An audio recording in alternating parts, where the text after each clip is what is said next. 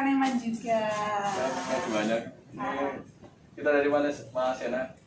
Mau ada mengulas sedikit tentang Baduy. Oke Mas. Monggo silakan masuk. Mari. Ya, selamat datang kembali dengan Mas Yana. Ini saya sekarang bersama seorang ibu rumah tangga dan beliau adalah juga seniman yang luar biasa. Kreativitasnya, karyanya yang sangat luar biasa. Nanti kita gali dan kita suruh beliau untuk cerita bagaimana perjalanannya dan hal lainnya. Mari kita dengarkan apa sih yang selama ini beliau kok suka dalam dunia seni, dan selama ini dalam perjalanannya apa yang sudah dilakukan. Ayo Mbak, bisa dikenalkan Mbak Dwi, nama lengkapnya? Iya, oke. Nama saya Dwi Rahayuningsih. Saya anak kedua dari 2 bersaudara. Saya asli Sragen. Ya, saya tinggal di Jogja mengikuti suami yang kebetulan lahir dan besar di sini. Ini sekiranya ini lingkungan keraton kan ya? Iya, lingkungan keraton. Suami kebetulan masih darah dalam dari HB ke-6. Oh iya. Grade ke-4 suami. Iya. Sehingga saya ikut dan menetap di sini sudah hampir 21 tahun. Oh, luar biasa. Iya. Kalau suami namanya? Suami Dr. Pramutomo, beliau seorang dosen seni tari di ISIS Purwakarta. Oh, di ISIS Purwakarta. Iya. Kebetulan ini baru mengajar, jadi tidak ada di rumah. Oh iya, kalau misalkan ada rame. Next time. Ya boleh. Iya. Ini saya tadi ngeliat sedikit karya beliau nih, dengan bentuk-bentuk motif yang beliau ciptakan luar biasa itu. Itu dimulai dari mana, Mbak? Motif-motif itu kok bisa terbentuk motif dan warna yang sangat kalau saya nilai itu cerah. Iya ya. Saya dalam berkesenian apapun itu saya tidak secara sadar ini menciptakan sesuatu, tidak. Tetapi proses itu mendekatkan kita kepada invention, penemuan baru. Nah, itu secara otomatis naluri yang bekerja. Ya, dalam hal apapun. Kebetulan dalam dunia sebelum saya menekuni seni rupa, saya menekuni dunia tulis-menulis. Oh, tulis-menulis. Ya, jadi buku-buku yang Mbak udah ini buat inilah ya. Ya, kebetulan saya dulu kuliah di seni tari, kemudian seni tari juga. Ya, saya seni tari. Luar biasa. S1 seni tari. Tari, melukis, berkarya seni. Ya, terus sepertinya kok seni tari itu seperti sebuah pijakan untuk saya mengenal seni yang lebih luas gitu. Nah, setelah saya lulus dari seni tari, tepatnya setelah saya menikah, saya lebih mengakrabi buku-buku yang ada di rumah karena ada predikat baru sebagai ibu rumah tangga yang membuat kita banyak stay di rumah. Sehingga stay itu bagaimana dengan predikat baru itu tidak mengekang budaya, kreativitas kita, passion kita untuk selalu berkarya itu tidak terkekang. Nah, selama masa inkubasi anak-anak masih kecil, otomatis waktu kita banyak tersita buat anak-anak. Nah, disitulah saya banyak membaca buku, mengisi banyak buku apapun saya baca. Saya menjadi sangat rakus terhadap buku. Jadi informasi-informasi itu pada akhirnya itu bermanfaat untuk memperkaya wawasan di dalam ekspresi berkesenian, apapun bentuknya. Iya. Nah, ini berarti Mbak ini sangat menyukai untuk membaca buku ya? Iya, membaca buku. Nah, itu untuk pesan-pesan orang-orang yang tidak suka membaca buku itu gimana, Mas? Ya, sekarang ini, zaman sekarang tuh orang lebih suka tuh melihat langsung di browsing tuh apa gitu kan, dia untuk buku-buku yang terbitan secara realnya dia pegang tuh kayaknya berkurang tuh kan. Iya, oke. Kalau saya melihatnya membaca buku itu sebuah kebutuhan. Gitu. Jadi kalau seperti halnya kita berlari kita harus menyediakan apa ketika kita berlari, kita mempersiapkan sepatu, kita mempersiapkan kaos, training yang nyaman, kita mempersiapkan perbekalan. Nah, buku-buku itu pun fungsinya seperti itu. Iya. Jadi kalau orang tidak suka berlari, orang tidak akan menyiapkan piranti-piranti yang berkaitan dengan lari. Nah, dalam dunia tulis menulis, membaca buku itu sebuah keharusan. Itu sebuah satu paket seperti satu keping mata uang. Dia tidak bisa ditinggalkan karena membaca buku itu seperti kita memodali wawasan intelektual kita untuk menghasilkan sebuah karya yang kaya. Kayak rasa, kayak imajinasi, kayak bentuk, kayak visual gitu. Dan itu melalui proses yang panjang gitu. Ya saya kira seorang yang mulai menekuni dunia tulis menulis, membaca buku adalah sebuah keharusan. Bagus, luar biasa. Iya. Sudah berapa buku yang diciptakan sama Mbak Dewi itu yang sudah diterbitkan? Iya, sudah diterbitkan. Dari tahun berapa Mbak mulai itu apa? Saya menerbitkan buku? Iya, saya mulai menulis itu tahun 2005. 2005. Tapi sebelum itu saya sehabis lulus kuliah itu saya sering kali menulis reportase pertunjukan di majalah seni. Jadi sebuah kritik pertunjukan tari itu khususnya itu saya sering menulis di situ. Tapi setelah menikah saya tidak banyak bisa keluar untuk melihat pertunjukan. Akhirnya saya beralih membuat novel, membuat novel, membuat puisi, membuat naskah drama gitu. Nah, ada kumpulan naskah drama saya juga ada sekitar 6 apa 7 judul yang belum saya publikasikan gitu. Wah, ini luar biasa. Ya, karena penerbit di sini susah untuk menerbitkan karya yang tidak komersil gitu. Padahal itu bagus lah itu. Iya, sangat jarang tulisan naskah drama itu sangat jarang. Nah, itu masih ada mungkin sekitar 4 judul yang buku saya yang belum bisa dipublish gitu. Dan saya masih menunggu pinangan dari penerbit. Gitu. Ya, kira-kira ya sekitar berapa ya? 1, 2, 3, 4 sekitar 10 ke 11 kan. 11 kan. Buku. Buku ya. Iya. Jadi kalau saya lihat dari judul dan yang terkandung di dalamnya ini satu pendalaman dari Mbak Dwi sendiri, perjalanan yang sangat luar biasa. Bisa ceritakan Mbak itu? Ini kok beda gitu? Iya, ininya sedikit aja saya cuplik. Berawal dari tahun 2005 di mana semua manusia pasti memiliki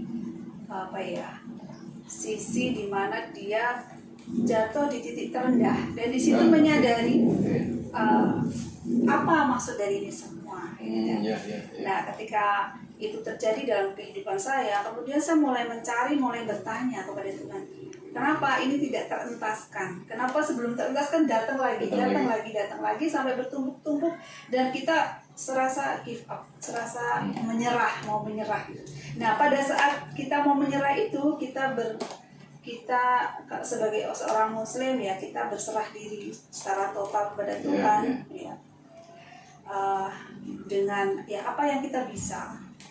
Kita sholat malam, kita tidak berusaha untuk merayu Tuhan agar kita dibebaskan, tidak. Tetapi dengan sholat malam itu saya ingin mendekat kepada Tuhan agar saya diberitahu kesulitan-kesulitan hidup itu memiliki tujuan.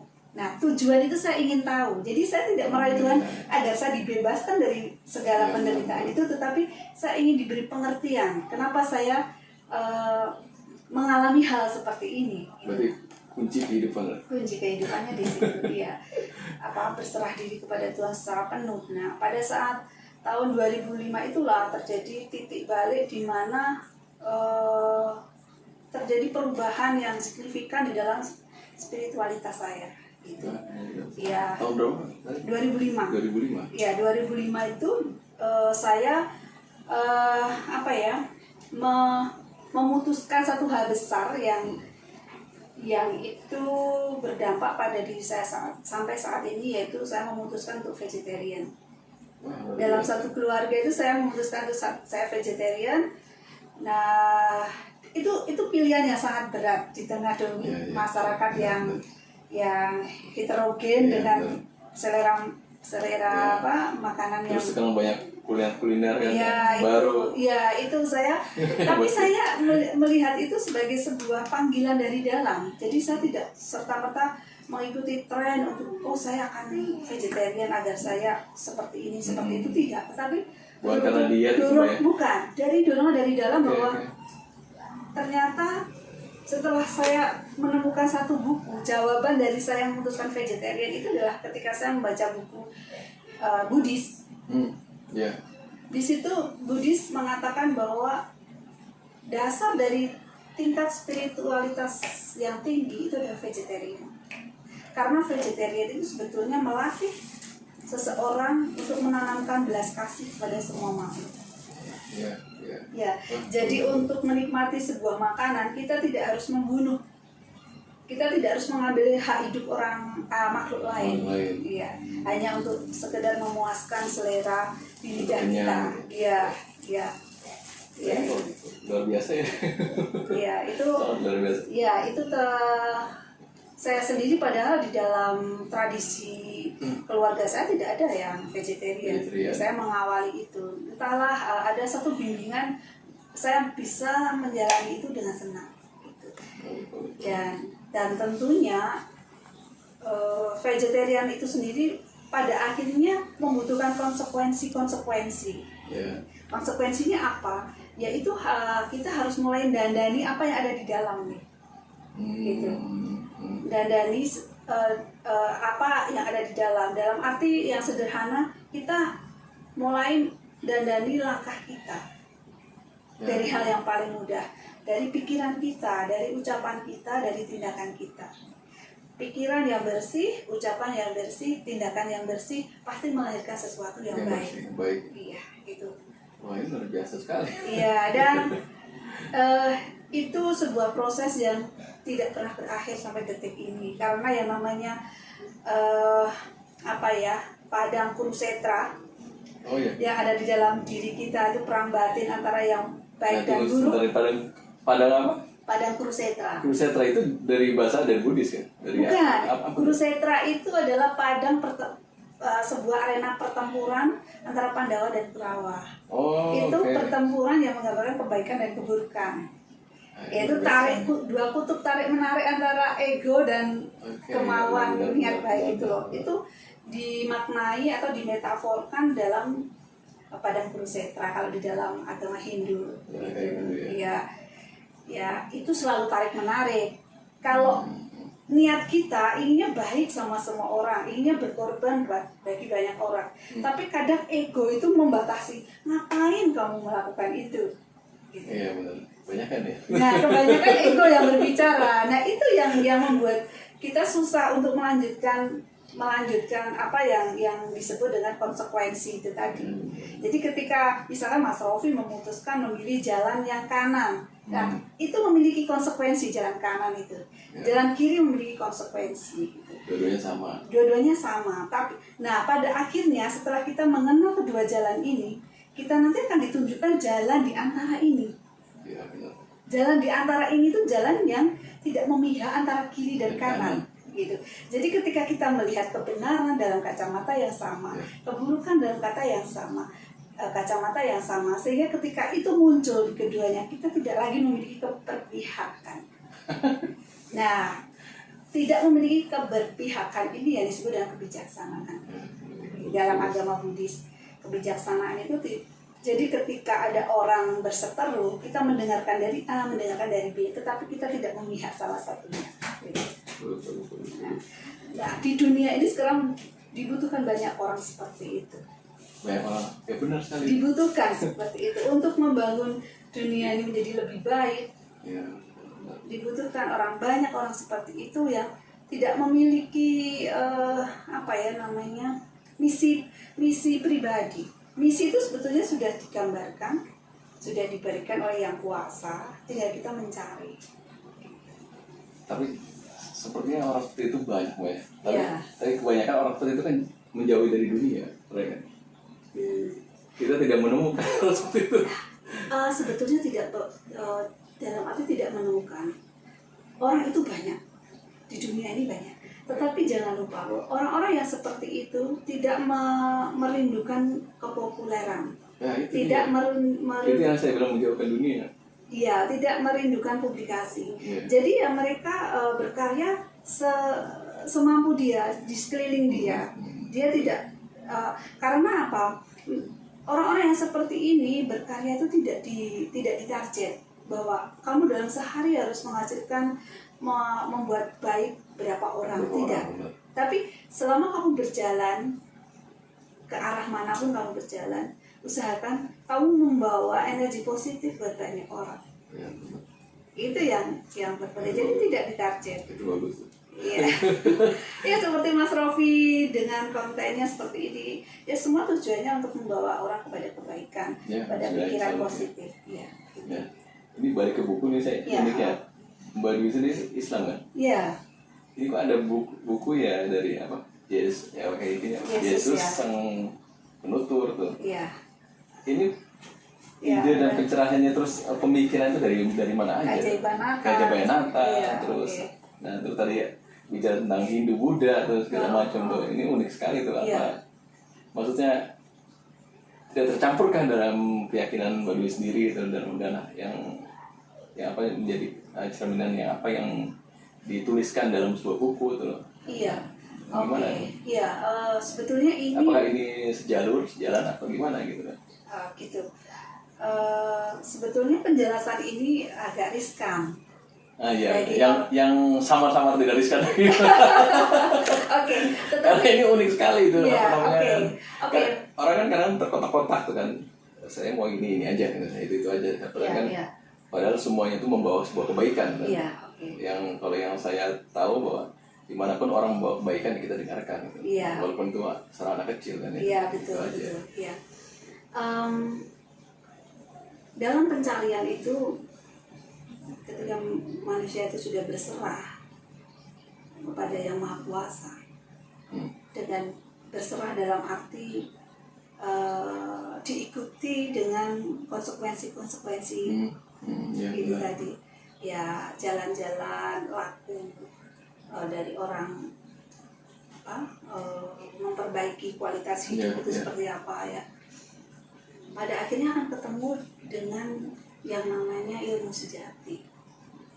Ya, itu deh. Ilmu sejati itu yang hanya bisa Ini ngomongnya bisa berepisode terus. Iya, kalau saya melihatnya ilmu sejati itu hanya bisa dibabarkan di dalam keheningan rasa kita, keheningan jiwa kita. Gitu. Jadi ilmu sejati itu tidak bisa ditemukan dalam keriuhan dunia ini. Nah, ini membutuhkan batin yang teduh, batin yang tenang. Makanya hening cipta itu sebetulnya apa? Sebetulnya saat dimana orang perlu menyediakan ruang untuk mempersilahkan hal yang tidak tersirat di dunia ini masuk dan bisa kita ketahui. Ya kalau dalam Islam namanya rahasia ilahi ya. Itu kalau orang Jawa ya namanya ilmu sejati itu tadi yang tidak kita temukan di bangku sekolah. Itu iya, itu hanya dalam interaksi kehidupan dan dalam permenungan. Kalau saya melihatnya seperti itu. Nah, ketika orang bertemu dengan ilmu sejati, dia akan bertemu dengan guru sejati. Gitu. Guru sejati. Nah, setelah ketemu dengan guru sejati, dia akan mengenal diri sejati. Ya. Guru sejati itu siapa? Yang tidak lain adalah Tuhan yang bersemayam di dalam diri kita. Yang itu kalau di dalam Jawa, dalam konsep Jawa ada manunggaling kawula Gusti. Ya, itu sebetulnya apa toh? Sebetulnya sebuah penyatuan tanpa jarak antara Tuhan dan manusia. Gitu. Nah, iya. Maksud dari kemanunggalan ini adalah Tuhan di dalam manusia, manusia di dalam Tuhan. Kok bisa seperti itu? Artinya apa? Dalam berpikir, dalam berucap, dalam bertindak, semuanya sudah terhubung dengan Yang Kuasa. Jadi kalau itu tidak selaras dengan Yang Kuasa, secara otomatis akan ada satu peringatan yang akan memperingatkan itu. Nah itu bukti, salah satu bukti dari kemanunggalan manusia dan Tuhan. Manunggaling Kaula Gusti itu tadi. Nah itu yang disebut dengan kejumbuhan. Kalau di dalam keris itu ada waroko, ada keris. Itu kalau bukan jodohnya dimasuk-masukin ya nggak bisa. Ya itu Manunggaling Kaula Gusti itu ketika keris masuk di dalam warongkonya itu adalah klok, kejumbuhan itu. Satu bentuk yang pas, leburnya diri kita dengan Allah. Nah, salah satu ciri dari Manunggaling Kaula Gusti itu apa? Ya, manusia yang sudah melebur di dalam diri Tuhan itu apa? Tuhan yang sudah melebur di dalam diri manusia itu apa? Ya kita bisa melihat dari keseharian dia bisa mencerminkan sifat-sifat Allah.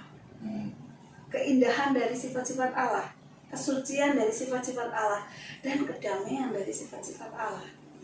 Sehingga ketika kita kadang pernah nggak Mas Rofi bertemu dengan seorang tua, itu bahkan seorang petani biasa, tapi ada keteduhan di sana, ada kebijaksanaan di sana. Dan orang-orang yang sederhana seperti itu biasanya melakukan suatu perjalanan untuk bertemu dengan Tuhannya dan kemudian manunggal dengan Tuhannya. Nah, luar biasa. Iya. Kayak gitu. Ini kita buat episode yang lain aja. Iya, bisa. Dan kesenian apapun kalau menurut saya itu adalah sarana saya untuk menemukan hakikat dari penciptaan itu apa. Kalau seperti Pak Umar, seperti seniman-seniman yang lain, dia memang sudah diberikan talenta oleh Tuhan untuk kamu berkarya di bidang ini, kamu tunjukkan ekspresi dari apa bidangmu yang kamu geluti. Nah, itu memang tugasnya ada di situ. Nah, kalau saya merasa bukan seniman, tapi saya seorang visitor, seorang pengunjung yang oleh Tuhan diberi kesempatan untuk menikmati seni tari, untuk menikmati seni sastra, untuk menikmati seni lukis. Ya, saya seorang visitor. Karena saya di mana-mana tidak dianggap bahwa saya seniman A, seniman B, seorang penulis naskah drama. Tidak, gitu. Tapi di situ saya bahagia karena Tuhan memberikan saya sebuah pemandangan yang luas. Iya, gitu. Dan punya warna yang banyak dan semoga tidak ada orang yang keberatan saya memasukinya gitu.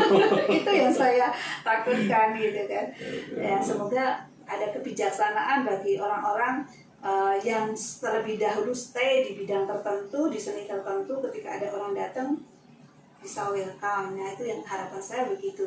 Karena ya bagi saya seni apapun yang saya katakan tadi adalah sarana untuk menemukan hakikat penciptaan. Gitu. Karena dari seni yang saya temukan, seni yang saya hasilkan, tidak ada hal lain yang saya rasakan selain saya hanya mengagumi Tuhan. Saya hanya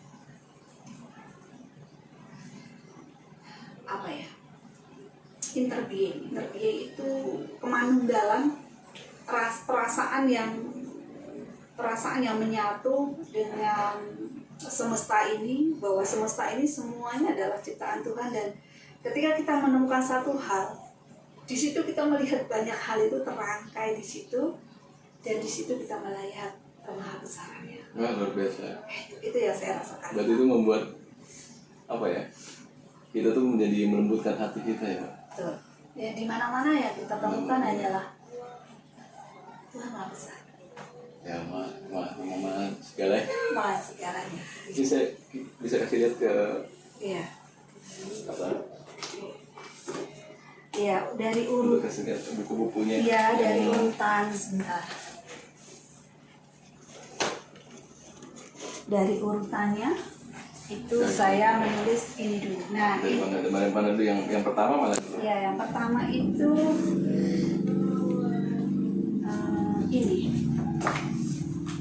ini adalah malah yang pertama. Jiwa yang Lelah. Ini buku saya yang pertama dicetak ini. Iya, tahun 2005. Ini berisi tentang puisi-puisi saya. Ini luar biasa nih. Yang pertama nih judulnya luar biasa. Yang pertama. Iya, karena itu tadi yang ini sebuah perjalanan, gambaran sebuah perjalanan yang sangat luar biasa nih, jiwa yang lelah. Ya, ini isinya puisi-puisi dan ternyata tanpa saya sadari isinya tentang kerinduan saya kepada Tuhan. Gitu. Nah, ini luar biasa ya. Ya. Nah, yang kedua, Mbak? Yang kedua. Yang pertama, buku pertama. Ya, yang kedua ini ya Hati Sinden. Ini sebuah novel biografi. Ibu saya ketika menyekolahkan saya S1, beliau ingin saya jadi seorang pegawai negeri. Tetapi saya tidak mampu mewujudkan itu karena saya melamar kemana-mana tidak diterima. Dan ada seorang sastrawan keraton Solo namanya KRT Suryo Suryo, maaf saya lupa. Itu beliau mengatakan bahwa Jeng Dwi itu tidak ditakdirkan untuk bekerja di balik meja, tetapi bekerja di wilayah kreativitas. Nah itu yang menyadarkan saya, mungkin memang benar bahwa tidak semua Tuhan menakdirkan profesi itu seragam, gitu kan. Yang akhirnya saya dengan mantap hati melanjutkan dunia tulis menulis di kreativitas di sastra. Gitu. Nah ini adalah biografi ibu saya. Ibu saya seorang sinden. Karena saya tidak mampu memenuhi harapannya untuk menjadi seorang pegawai negeri. Kemudian saya menulis buku tentang beliau dan saya persembahkan beliau. Ini biografi tentang ibu saya. Gitu. Ya, dan saya waktu itu mengajukan beasiswa pendidik, diterima dan saya melakukan riset kecil untuk buku ini. Jadi saya mewawancarai teman-teman ibu saya sebaya, ya, gitu. Jadi saya juga mendapatkan informasi yang objektif tentang ibu saya. Gitu. Yang ketiga. Ya, yang ketiga ini tentang Tuan Dalang ini ibu saya dan teman-teman seprofesinya. Di dalam dan sinden-sinden yang ada di dalamnya berikut problematika yang ada di dalamnya. Nah setelah itu, ya parenting. Jadi saya pengalaman mengasuh ketika anak-anak saya masih kecil seperti ini, saya melihat mereka Tuhan bersuara melalui anak-anak dan itu menjadi momen-momen yang berharga yang saya catat dalam sebuah buku. Dan itu akhirnya saya terbitkan di dalam sebuah buku yang semuanya berkisah tentang anak-anak. Dan parenting saya dengan anak-anak ini diterbitkan Obor Jakarta. Itu. Oke. Ya. Kemudian ini puisi. Sebentar. Ini Mas Koda. Selanjutnya buku ini juga tentang puisi-puisi. Tuhan, Cinta dan Kehidupan. Ya, ini judulnya luar biasa semua ini. Ya, ini buku-buku yang saya ciptakan di saat-saat senggang. Saya menjemput anak, nungguin anak sekolah. Saya selalu bawa buku skrip dan poin. Selalu tidak pernah ketinggalan. Dan semua proses penulisan buku-buku ini semua dari saya tulis tangan. Tulis tangan? Tulis tangan. Nah, itu yang uniknya. Skripnya masih ada? Masih ada, nanti bisa dilihat. Semuanya tulis tangan karena dengan kalau kemana-mana saya bawa laptop, saya menjadi eksklusif sepertinya di antara ibu-ibu dan soliter seperti tidak bersahabat. Tetapi justru yang tulis tangan itu luar biasa. Iya. Nah akhirnya saya memilih untuk yang mudah, simple, praktis dan saya bisa kapan bisa menutup, kapan bisa membuka tanpa harus nyolokin dan sebagainya melalui tulis tangan. Jadi proses penulisan buku-buku ini semuanya melalui tulis tangan. Ya, kecuali dua novel yang dari ibu saya sama ini di komputer karena ini belum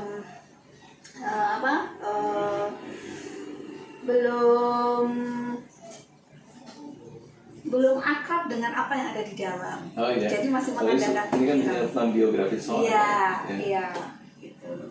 Nah kalau ini lebih kepada karya kejiwaan sih soalnya. Jadi betul-betul karya yang lahir dari dalam intuisi yang keluar gitu. Dan ini yang keempat. Oke. Ya. Terus selanjutnya kelima ya. kelima ya kelima Mas? ya, kelima. Oh, kelima. Nah, Oh, ini yang kelima. Ini yang- keempat. ini keempat, ini kelima. kelima. Oke. Selanjutnya ini buku tentang Yesus Sang Penutur.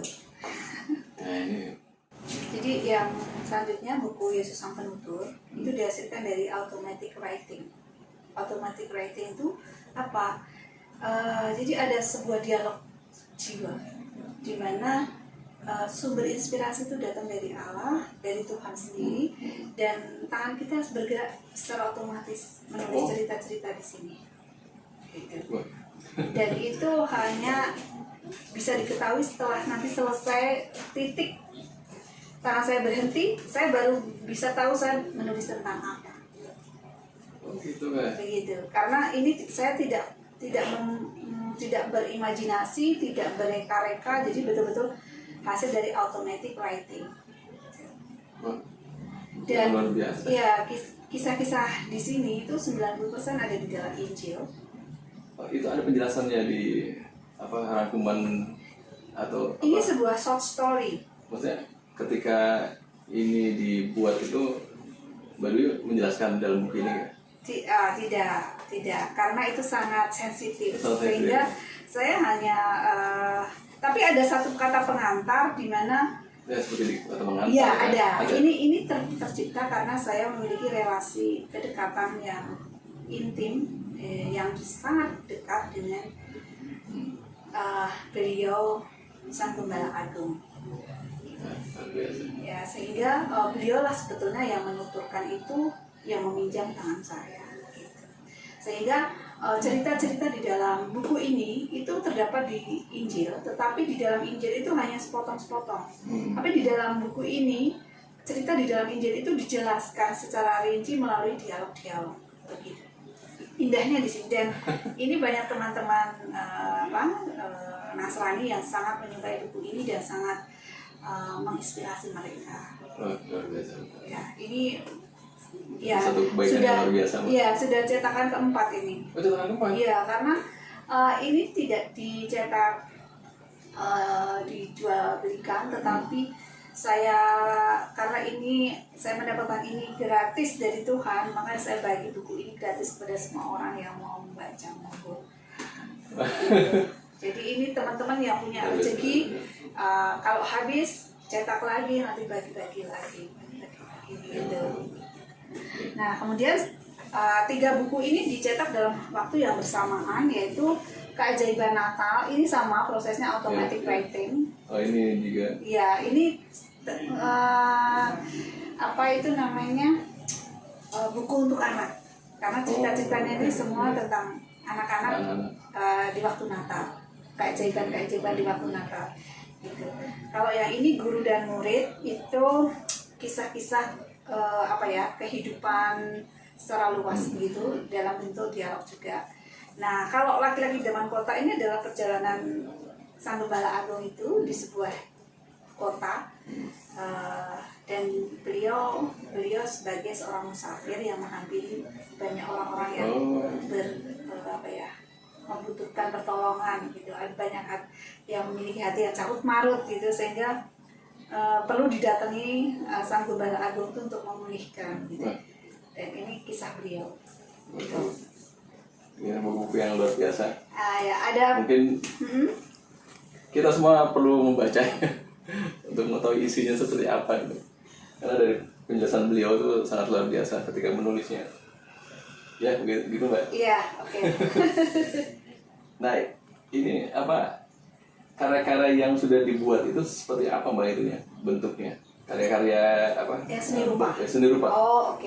Ya, seni rupa itu saya melihatnya ini sebagai karya yang sederhana ya Mas Rofi. Saya tidak berani menyebut sebagai seniman, saya nggak berani, karena ini hanya karya-karya harian ketika saya selesai masak, selesai pekerjaan rumah, urak-urak di keintiman di meja makan, di meja ruang tamu, gitu-gitu.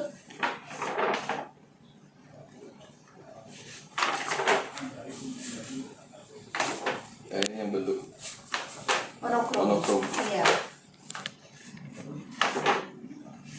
Ini berbagai motif. Nah, ini beda nih Mbak. ini berupa objek, ini berupa tulisan. Iya, Isi tentang apa ini? ini tentang doa. Ada kadang doa Bapa Kami, doa Salam Maria, ada kadang-kadang mantra-mantra Hindu, mantra-mantra Buddhis, kadang ada sebuah tembang Jawa itu. Di situ ketika kita menuliskan secara intens itu kita seperti masuk ke wilayah meditasi. Hebat. Bagus. Kalau warna-warna ini emang ada artinya? Tidak, ya secara kebetulan karena ini tulisan jadi backgroundnya harus terang gitu aja. Oke. Agar tulisannya bisa tampak. Bagus. Nah ini Warna-warna terang. ya, lihatnya warna-warna terang.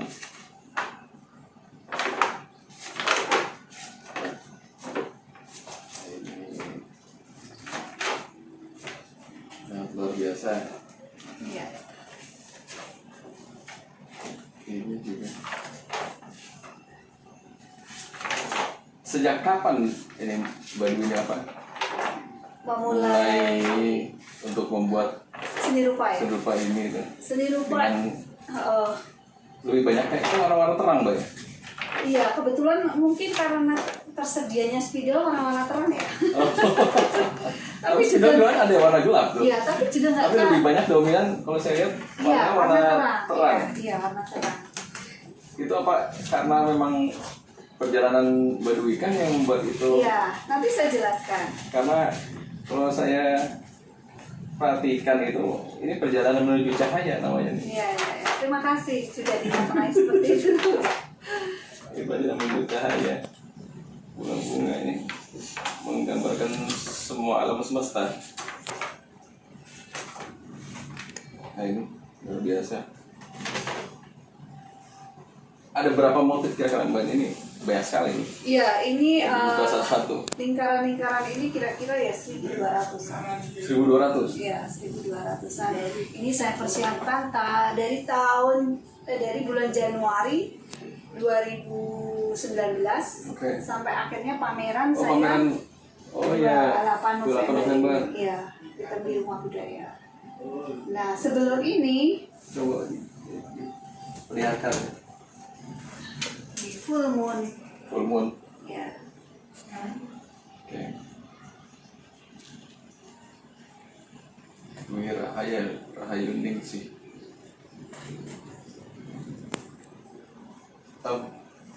Apa ini pameran tunggal kan? Iya, pameran tunggal. Saya 2 kali menggelar pameran tunggal. Oh yang pertama? Yang pertama itu 2018, judulnya apa yang? Karyanya juga sama ya? Karyanya enggak, karyanya kain saya. Oh iya, Kain perca. Oh iya? Ya, jadi berbeda. Medianya ini kertas. Kalau yang pertama itu kain perca. Kain perca saya buat. Nah, itu di episode yang akan datang kita main ke Nangsri. Boleh. Kita lihat karya-karya yang saya pajang itu di pameran yang pertama.